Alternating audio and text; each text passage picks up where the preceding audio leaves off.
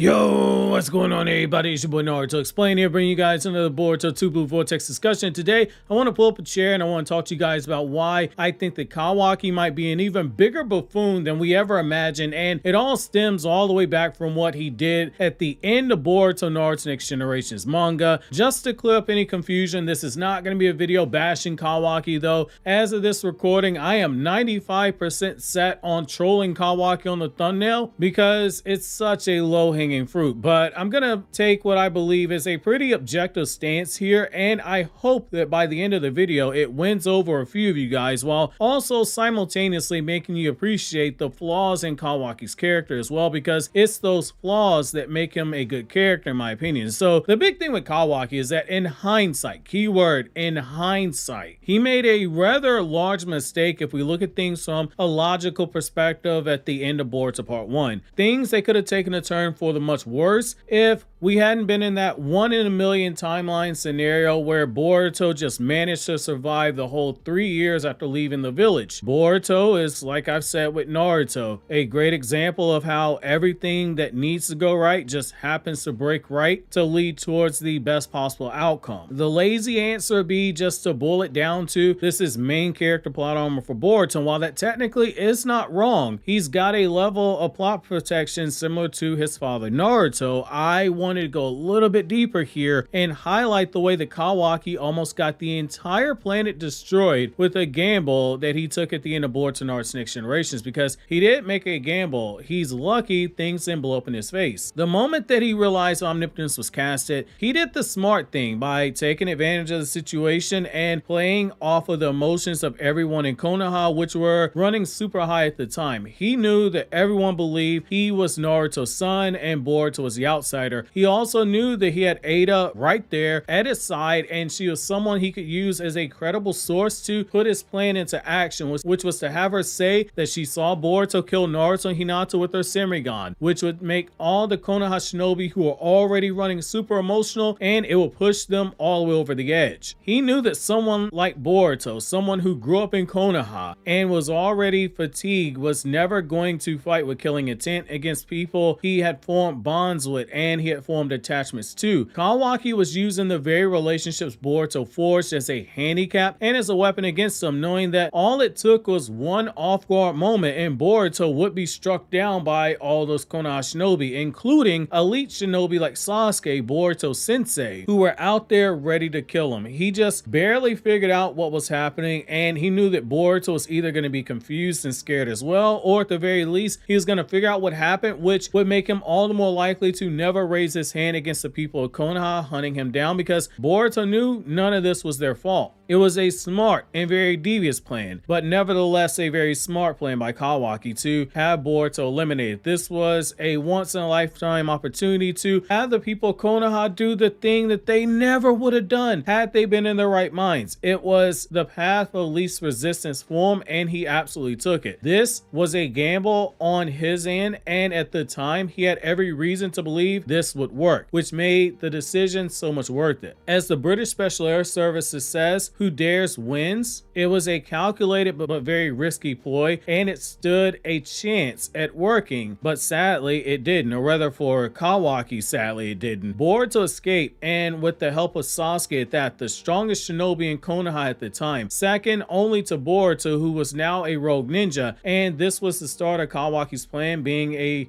risk and being utterly stupid. Boruto was now backed by Sasuke, and he was quickly putting distance between the Anbu Black Ops and the elite trackers of Konoha who were after Boruto and Sasuke. Every moment that passed by was a moment where the one person who could blow up all of Kawaki's lives, he was still out there, and the one person who Kawaki deemed to be public enemy number one, the most dangerous threat to Naruto, he was still alive. Ada, due to the guilt that she felt over her role in all of this, when she returned to Konoha, she kept her word to Boruto to refuse to help Kawaki and Shikamaru during this time. She said she wouldn't use her Senrigan to look for either Boruto or Sasuke unless they returned to Konoha, and for 3 years she kept that promise because Boruto stayed away from the village. To make things worse, Kawaki had rushed Boruto out the village, knowing that not only was Code out there with his limiters removed, but also knowing that Code was preparing an army of claw grimes at that point in time. It was over 1,000 and growing. Ada had already told told Konoha that Code was preparing an army, Kawaki sent out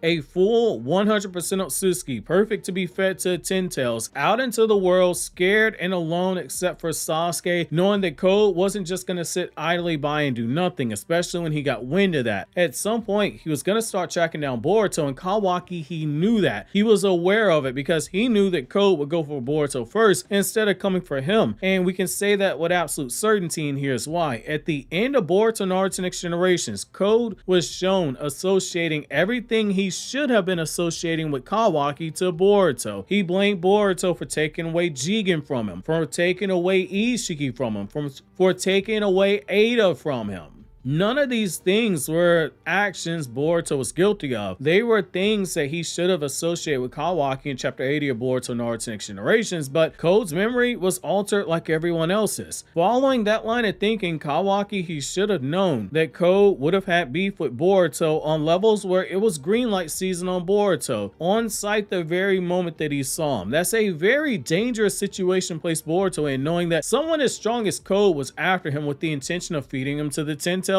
and Code had a whole army to do so as well. That's too much of a threat just to leave it out there to the idea that Sasuke, someone who's weaker than Jigen, even for all of his skill as a shinobi, combined with Boruto's exceptionally raw power, but was being held back by Boruto's own inexperience, it would be more than enough to outsmart Code and stay alive. That was a huge gamble. Without Ada helping them locate Boruto, he couldn't take that approach of, let's just go hunt him down before Code can find him. And even if Konoha is revealed to have done so, sending out all these tracker ninjas, which is implied that they did, they were still looking for a needle in a haystack. Sasuke is someone who was on the run, going hideout to hideout with Orochimaru. He knows how to erase his chakra. We've seen it before. And Boruto as an Otsutsuki can naturally suppress his chakra as well. And Shikamaru as 8th Hokage, he was not going to let Kawaki leave out the section of Land of Fire that he was being holed up in, both for security reasons and that he could run the risk of being captured, but also for defensive purposes as well. He needed someone as strong as Kawaki to defend the village if push came to shove. We know that based on chapter 5 of Boruto 2 Blue Vortex, how close the worst case scenario almost came to happening, because just 1 year after all this took place, Boruto almost got captured. Had it not been Sasuke, who had been smart enough to tell Boruto run away and skilled enough to take on several of those claw grinds and hold Code back long enough for Boruto to escape, Code could have captured Boruto